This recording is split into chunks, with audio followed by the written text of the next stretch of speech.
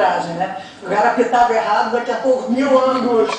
E eu acho isso que é um problema mesmo para o futuro, uma coisa que tem que ser discutida, tem que ser levada a sério. Porque, tudo bem, a FIFA defende que essa é a graça do futebol, é isso que faz o charme do futebol, essa dúvida que acaba no botequim, que acaba na mesa de jantar, né?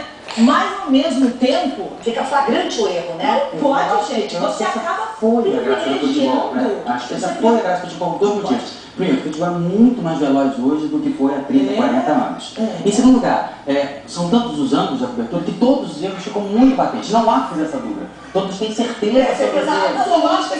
Exatamente. Tem essa dúvida.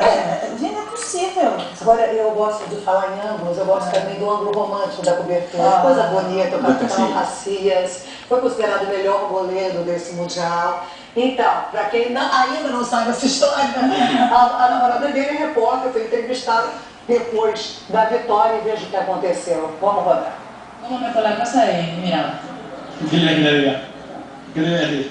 que me digas cómo estás, cómo te sientes. Bueno, empieza el momento muy feliz, muy contento. Y la verdad, yo creo que lo hemos merecido principio a fin.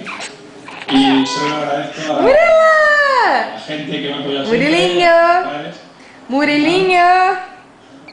Murilinho acompanhando a câmera. No pasa nada.